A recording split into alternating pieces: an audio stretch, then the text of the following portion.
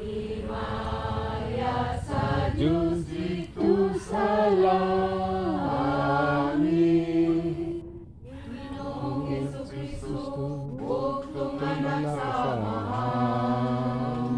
Ginoong Diyos, Kordero sa Diyos. Ikaw nagawas ka sa sala sa kalikutan, haluin kami. Ikaw nagalingkod sa pusaman, dawatan among pangamuyo. Himaya sa Diyos dito sa langit. Kaya ikaw lamang santos, ikaw lamang ang Ginoo. Ikaw lamang ang labing alang duno, Jesucristo. Uban sa Espiritu Santo, diha sa himaya sa Diyos na mahal. Amen, amen. Himaya sa Diyos dito sa langit. Mag-ampo kita. O Diyos, karong adlaw ang mga gagmayng bata nga mga martir sa walay pagliktok o pulong mahimong mga saksi kanimo pinaagi sa ilang kamatayon. Itugot nga ang pagtuo nga among gilitok sa dila masaksihan usab uta sa among kinabuhi. Kini among gipangayo pinaagi sa among Ginoong Kristo imong anak nga buyog hari uban kanimo sa Espiritu Santo, Dios hangtod sa kahantulon.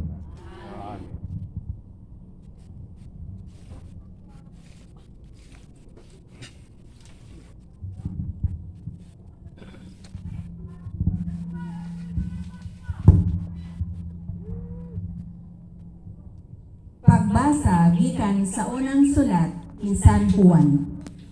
Ang mensahe nga among nadungog gikan sa iyang anak ug isangyaw namo kaninyo mao kini. Ang Dios kahayag ug diha kaniya walay kamitnit.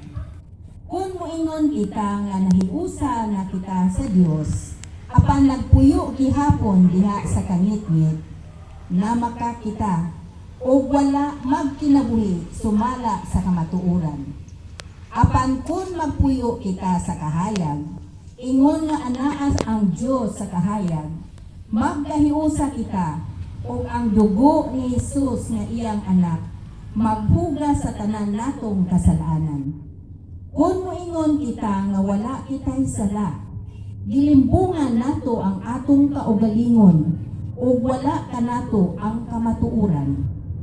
Apan kung isugid nato sa Dios ang atong mga sala, tumano niya ang iyang saad ug buhaton ang matarong ug mupasaylo gayud sa tanan tang mga sala ug maghinlo sa tanan tang mga kalapasan. Kung moingon kita nga wala kita makasala, gipakabakakon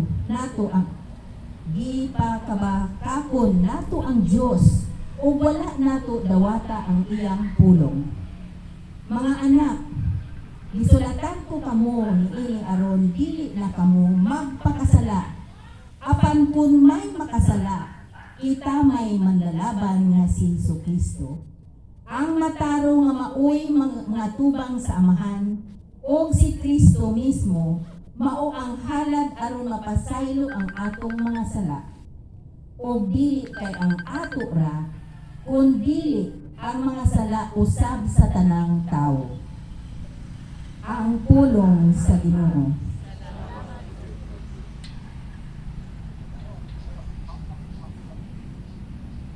Kamisa pa. Oh, Maya. Okay.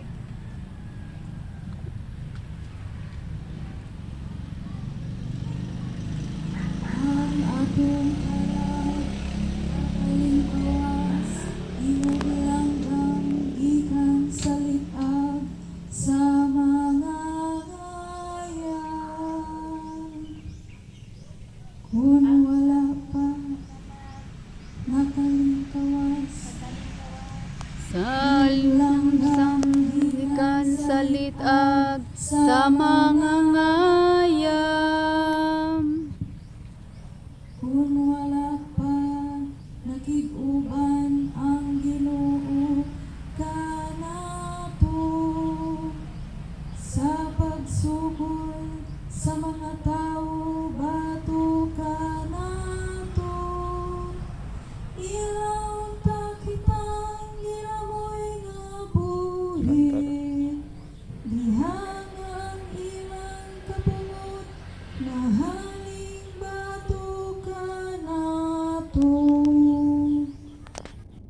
Ang atong kalag nga nang kawas gimong gikan salitag sa mga ngayam. Unya malumsan, unta kita sa katubigan. Mabalas unta kita sa masulong nga sapa. Lapaw ka nato, maharus unta kita sa makalilisang nga tubig. Ang atong kalag nakalingkawas ingon lang ikan salitag sa mga ngayam. Kalugti ang litag ug nakalingkawas kita. Ang atong hinabang anaa sa ngalan sa Ginoo nga nagbuhat sa langit ug sa yuta. Ang atong kalag nakalingkawas sa Imong langgam gikan salitag sa mga ngayam.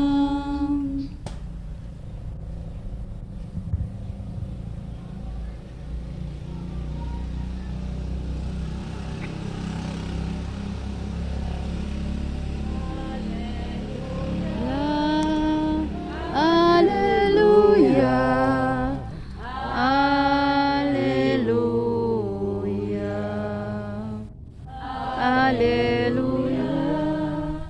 alleluia.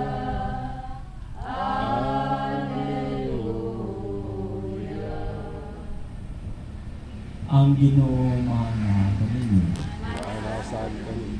Pagbasa ikan sa Santos nga Ebanghelyo, sumala ni San Mateo.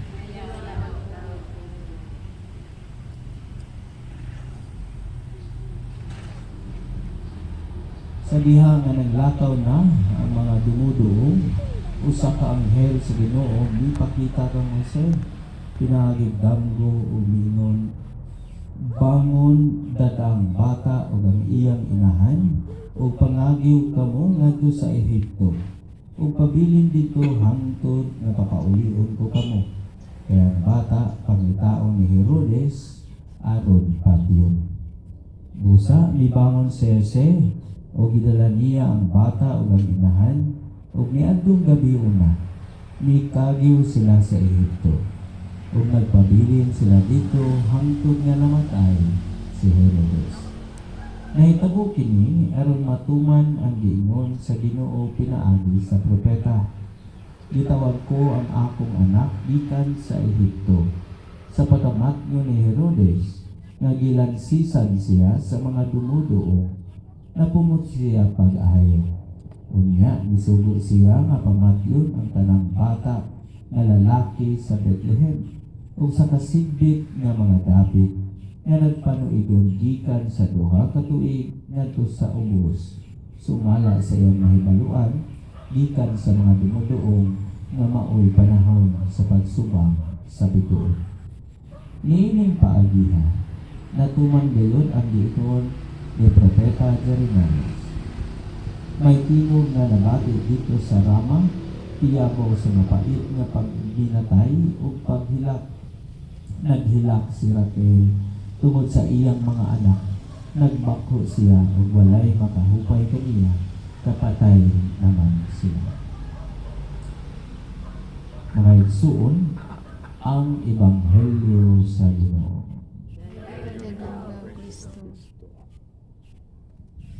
Mayong hapon kanatong tanan.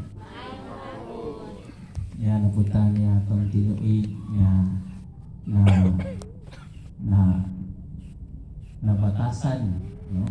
Nga magkahiusa ang pag-celebrate sa Pasko, sa pagpanganak sa atong Ginoo, o pag-celebrate po sa ato ang naandan nga panagtigom para magkahiusa ta, magkailhanay, wala nagkailhanay, o magkita ang mga wala nagkita, magkadungog ang wala nagdungog, o makalakaw-lakaw po kung wala nakaw-lakaw, makalaag-laag po.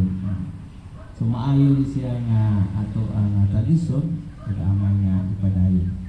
Karon ko sa mga kaigsuunan, di lang Pasko nga ato gi-celebrate karong adlaw, piyesta man po sa mga inosente nga bata or los inocentes nga gipamatay, innocentes nga gipamatay ni Herodes, ug ang angay nga pasangilan ani ako kung pinsay ang pasalingan, pero matod pa tungod kay gipangita ni Herodes ang bata nga gitagna nga maoy mahimong hari sa tibuok kalibutan.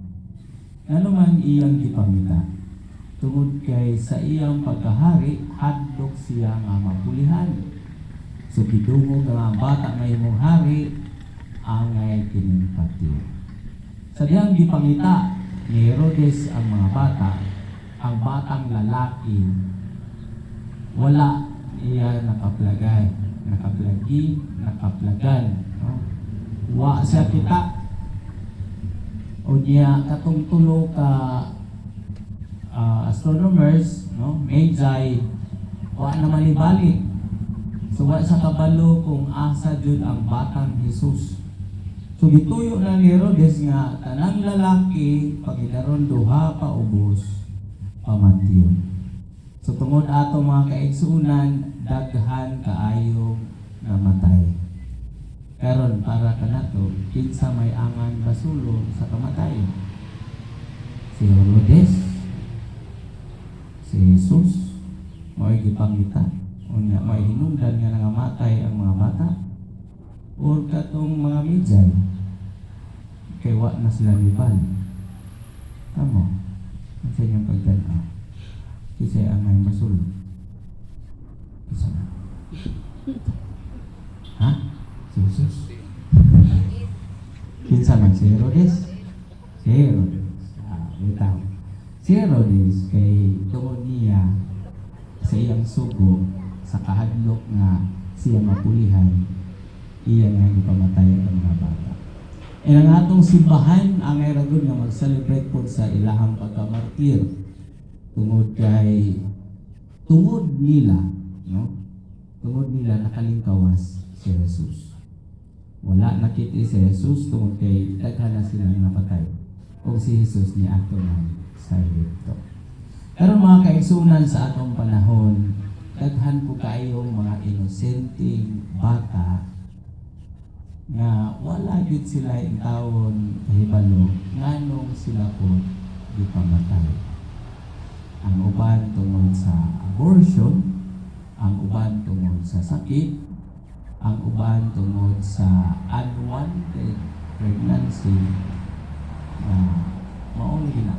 Ang uban gipanghatag o kana naka-epekto jud pod sa ato ang society. They are so innocent that they don't have the power to defend themselves. Mao na nga angay ra pud silang tagaan og higayon nga sila ibayaw dito sa langit. Kita mga kaigsuunan, kabalo ko nga di naman ta inosente. Kinala tayo mga edad nga dako na po, no? Na gani dako na jud kaayo mga edad, no? Mga senior citizen na. Di man po mo di pa kaingon nga mga inosente pa rin sila. So unsa may matawag sa mga tawo nga dili inosente pero walay kahibalo. Sa may tawag ana. Moklo, tuplo. Ha? Maro. Ig Ignoy. Kanang street language, ignoy. Mga ignoy mga kaigsunan tungod kay ana-ana ang reference, no? Klaro na kayo mga ebidensya, na din ha ang tulunan, nakita na nato ang mga butang, no? Evidences na ana, pero wala gyapon ta kahibalo. Ignorant kita. Mga kaigsuunan, being innocent and being ignorant is not totally the problem of the person. No? Kaya atong mga batan-on karon, kung magtako ni sila na ignorante o innocente, dili na tungod kay sila mga ignoy. Dili tungod kay sila dugay makahibalo o walay kahibalo. Na dili totally nga naa nila ang problema.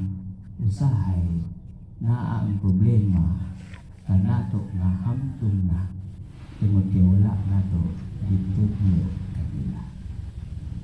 Nahimo silang inosente or nahimo silang ignorante kay wala nato gitudlo kanila.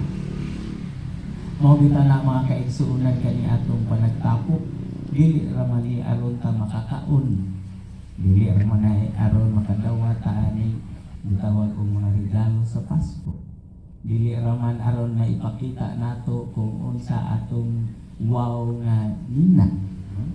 Dili man ni nagtapok ta aron ipakita nato atong kagalingon sa atong mga pamilya.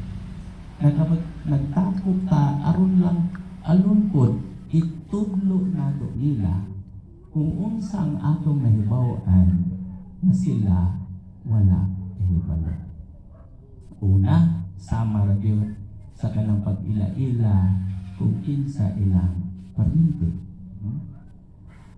Dili man ta nagkailhanay, dili tanan kabalo sa kung kinsa gyud ang tanan.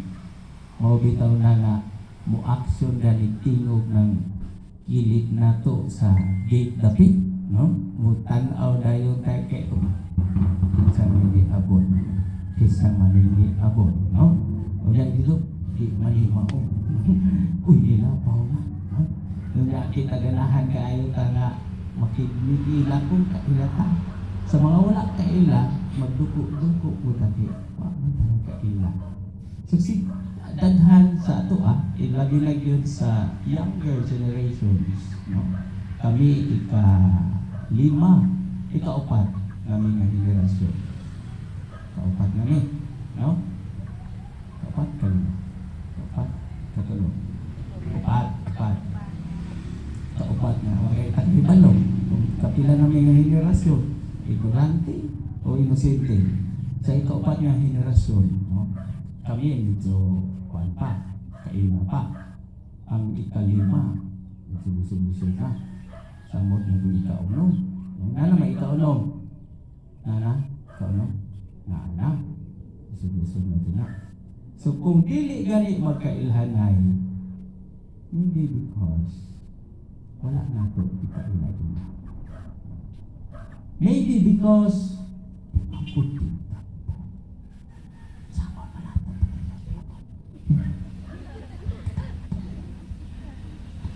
Dili na to maipaila-ila tungod kay di man po kaayo hilig o mga inani na sitwasyon.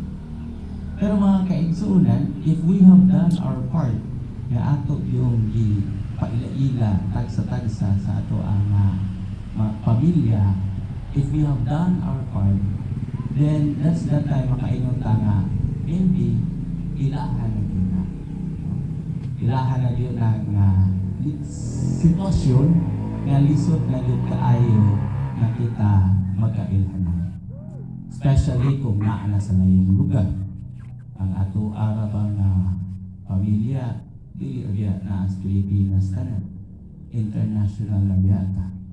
Nangatay Amerika, nangatay Europe, nangatay Australia, continental na Africa, Asia, o Antarctica. So, dili na basta-basta. So, dili pagka-innocente or pagka-ignorante sa membro sa atong pamilya, dili ko natin ibasol kanahan dito kanila. Ato kung tanaw ang sitwasyon, kung ato kung i-adjust, kung unsi atong mahimo, ang kini atong panagtako, mahimo yung